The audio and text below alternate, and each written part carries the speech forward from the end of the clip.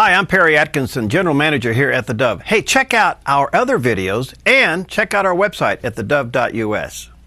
Well, today it's one of those great days and a high honor to have back with us our good friend Phil Cooke. He's an internationally known writer, speaker, filmmaker. I don't know what, he leaps tall buildings, eats Cheerios, he outruns locomotives, and what a great guy and an honor to have him. How you doing, buddy? Good to see you. I'm doing well, Perry. Thank you very much. That was quite an intro, maybe the best I've ever had. Good to see you. Well, listen, so much to talk to you about. We chatted briefly at the NRB, but we were both in a hurry going opposite directions. First of all, your interesting article about Hillary Clinton, the perfect president for a nation that's given up. Whoa. Yeah. Well, you know, it's funny. On my blog at philcooke.com, I don't write much about politics. In fact, I try to stay away from it. But I write about leadership, and I write about the intersection of faith, media, and culture. And I've just been so moved recently and so disgusted in many ways about the incredible trail of, you know, scandal, of just unsavory relationships, of all kind of things that have been following her for decades. Mm-hmm. And I just think there's such a cynical viewpoint there that she just may end up being the perfect president for a nation who has gone cynical and pretty much given up. Wow. Isn't that also a sad commentary on the church? Where are we in the argument, man?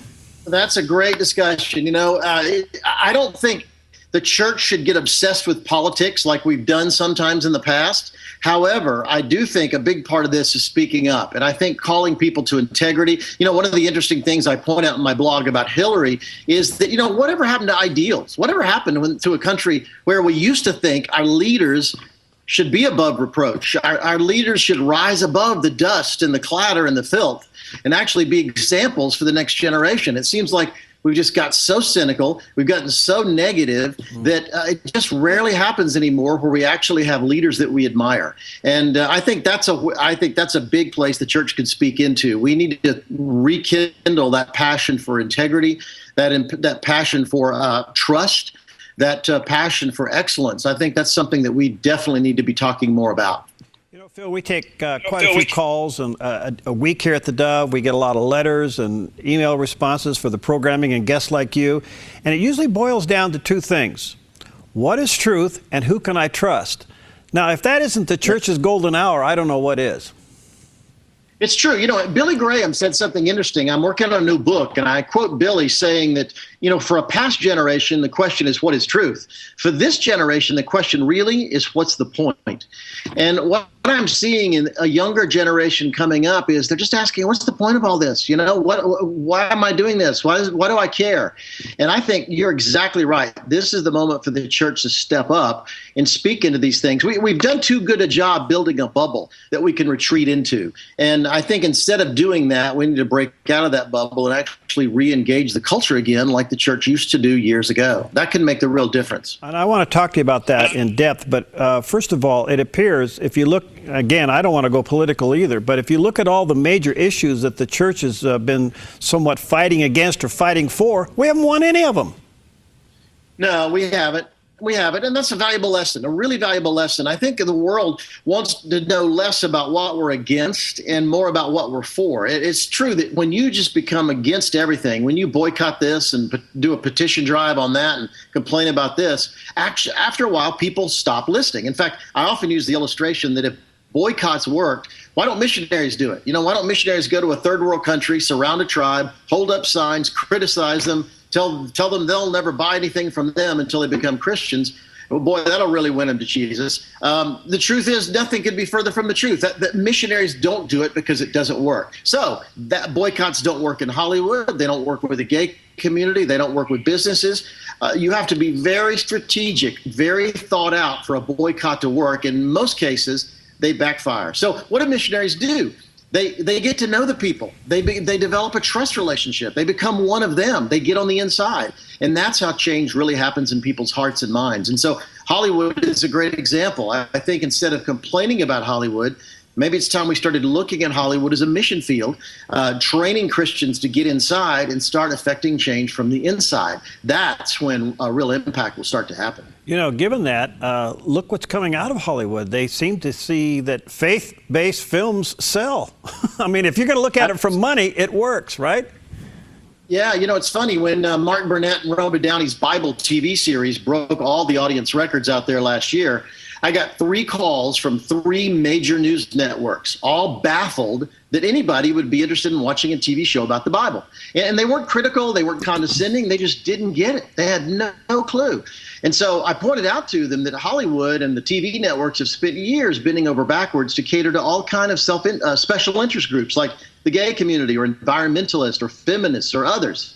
But the truth is, Pew Research indicates there's nearly 100 million evangelical Christians in the U.S., which kind of makes us the biggest special interest group there is. So Hollywood is discovering for the first time in a very long time that there may just be really good business catering to such a large population group. So I think it's our moment to step out of the shadows and start supporting TV programs that we like, to go to the theater to see movies that we like. Because I'll tell you, if Hollywood pays attention to anything, it's box office. And when box office starts to go up, they make more of those kind of movies. So I think that's some place for us to really make a difference. No question about it. Now, part of that debate, as you well know, Phil, because you've been in the middle of it, when Hollywood does come out with a film that may be faith-based, if it's not true to the letter, it gets a lot of criticism. What are we going to do with this? Where's the medium in that one? That's a great question. I think there's places on both sides of the argument for us to stretch a little bit. I mean, I think we've got to give storytellers permission to really, you know, you can't, for instance, how do you cram David's life or Moses' life into a 90-minute movie? That's just really, really hard. So you have to make creative decisions about what you leave out, what you put in. And as Christians, I think if we start nitpicking them about everything, they're just going to stop doing it. And I think, on the other hand, Hollywood is starting to learn that the more accurate it becomes biblically, the bigger the box office. So there are voices like mine, there are voices like John Bach at Grace Hill Media, there are voices from other people who are working in the industry right now to help shape what they're doing and to influence them in a way that makes them understand that, look, the more biblical you tell this story, the bigger the audience will turn out. So they're starting to get that, which is a terrific thing. But I think, you know, there's room on both sides. Noah is a great example. Noah wasn't the biblical telling. You know, it had rock people and it was kind of wacky. However, I advocated for Christians to go see it. Right. In fact, I said, bring a non-believing friend to go see the movie and then go to a coffee shop later and tell them the real story. Because the truth is, millions of people went to see that movie. And I would rather have them go with a Christian who could really tell them the real story later than just go by themselves. So I think even when movies are off base, still often provides an opportunity for us to use as an evangelistic platform to share the gospel. Well, that fits exactly what you're saying. Before we get into the whole terrorism thing, one other thing, besides the box office returns for Hollywood, do you think there is a genuine openness and hunger for the gospel inside Hollywood? Well, that's an interesting question. There's a wonderful group here in town called the Hollywood Prayer Network, hollywoodprayernetwork.com, and I'd encourage your listeners to go check it out, your viewers to check it out. People are making a change from the inside in some interesting ways. You'd be surprised at the number of Christians that are in remarkably high levels in this industry. So people are directing projects and turning things and making decisions and really making a difference. So let me say there's place for hope. There's a real place for hope out there. I think that we should be praying. You know, again, turn Hollywood into a mission field. Stop criticizing and start praying. I think if we start praying for the industry, it'll make a dramatic difference. And I've discovered, for the record, that Perry, people who are even, you know, not even close to become a Christian love to be prayed for. I talked to someone recently and told them on a shoot that I was on, it was a secular shoot, a secular film shoot, a secular crew, and a young girl who was a production assistant, who was a Christian, stepped up, and right before our first shot, the first day of filming, she said, would anybody mind if we just kind of held hands for a second and prayed for the shoot? And you would not believe these burly, hardcore grips and gaffers who were not even remotely Christians fought their way to the front to grab somebody's hand to pray. Wow. So it's an interesting, it's almost a joke here in Hollywood that people may not like Christianity, but boy, they love to be prayed for. Oh. So if that's a doorway in, I'm going to take it. What a great story. All right, I want to turn our attention quickly, and then I'll have to take a break and we'll come back. But we've been watching with great interest what happened in Texas all over what was a supposed First Amendment rally. Now you can compare what happened in Texas to what happened in Paris with the newspaper about cartoons about Muhammad. But nonetheless, what's your response to what's happening to the First Amendment and that whole thing in Texas? Well, it's a great concern, huge concern. I've been really shocked at particularly at creative people, at the way writers have spoken out against what Pamela was doing there. And the truth is, that's not an event I would have staged. It's not something I would have wanted to be a part of. It's not something that I would have advocated for. However, there's no question that she had every right to do that. And I think that's what's happened is we've seen a lot of progressives come out and say, well, sure, we like freedom of speech, but let me tell you, whenever you hear someone say we love freedom of speech, but that's a cause for concern, because the minute you start limiting freedom of speech, we start getting into trouble. And trust me, it's Christians who they will come after first.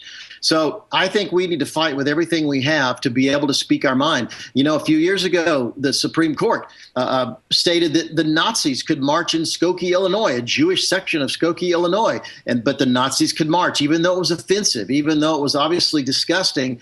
They had a right to do it. And I think that's what America is all about. And we need to be able to, we need to have a country that fights to the death for any person's right to speak up. Yeah. And so anytime, it concerns me. Yeah, after all, that wasn't fire in the theater, you know. That's right. It wasn't fire in the theater. That's exactly right. And I think, and this is a problem, so it's something we definitely need to deal with. Quick break. We'll be right back with Phil Cooke in just a moment.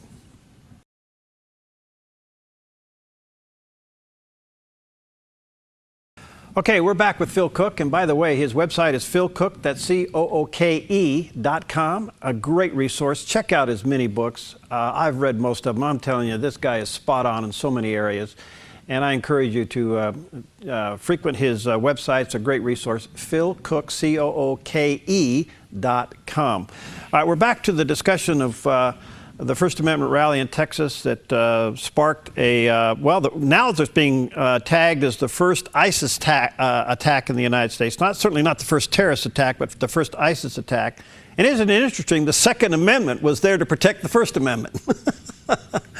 Yeah, you're exactly right. It kind of was, and it worked out that way. And it's very, I'm shocked because I'm a writer. I love, as you mentioned, my books and my website. I love to write.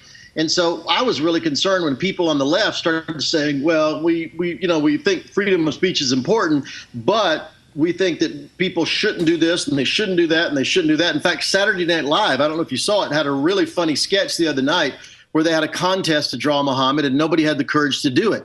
And it worries me when when fear takes over, because we can't start saying, well, we can't say this and we can't say that, because we start getting into real trouble. Of course, that's what happened when the Nazis came to power in Germany during World War II. There were so many things you couldn't say, you couldn't do.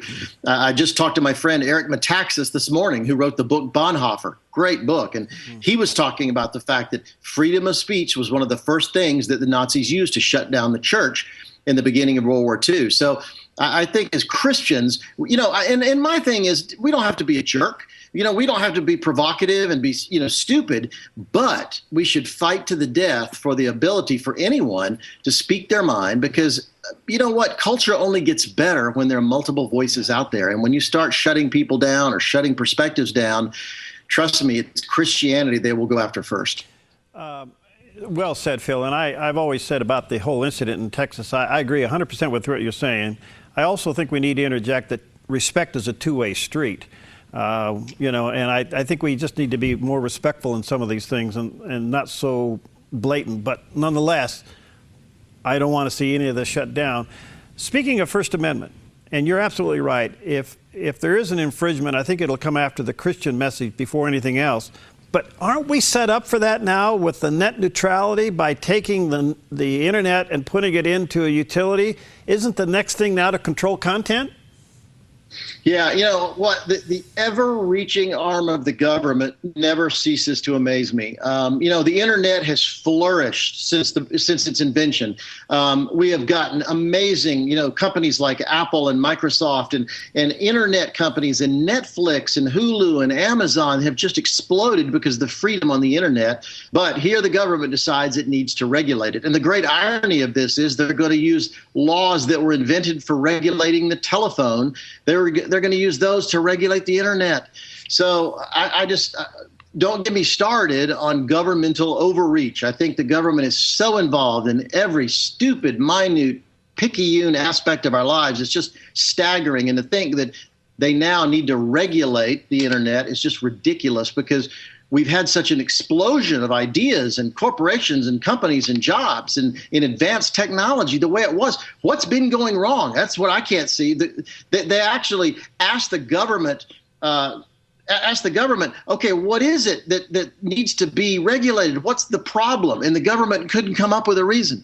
So it's even more terrifying when you think about it that, yeah, we don't need more regulation on the internet. Let it go. It's done very, very well since its beginning. Well, I'm hoping that the members of Congress will go after this and repeal it and bring it back for all the reasons we're talking about. But on the other hand, if you look at the thing called public airways, we broadcasters are in the crosshairs here, because if they can control the content of an internet site, then what's stopping them coming back and say public airways?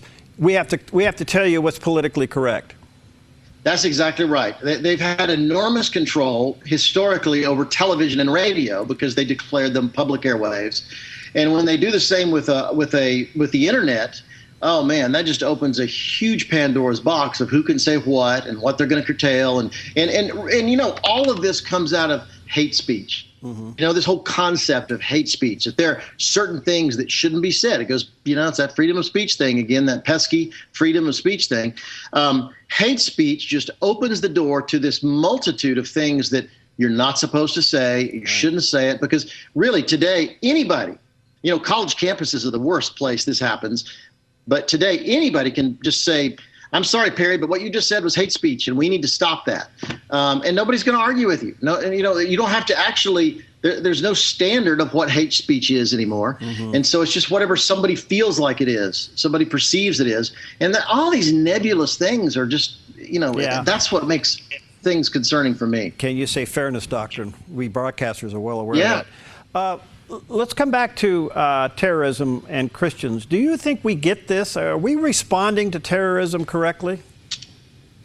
I don't think so. You know, I just spent some time in South Africa. I was in Israel a few weeks ago, and I travel a lot internationally. And trust me, it is much more of a hot button issue in those places than it is here, particularly in, you know, areas in the Middle East.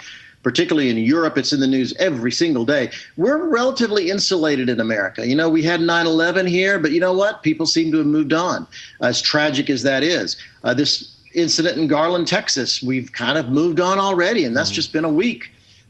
It's just interesting how we live. We don't think of these things, and they're not on our front burner the way they probably should be. So, no, I don't see us having a national leader in the White House that is going to stand up to this. No way do I see that happening.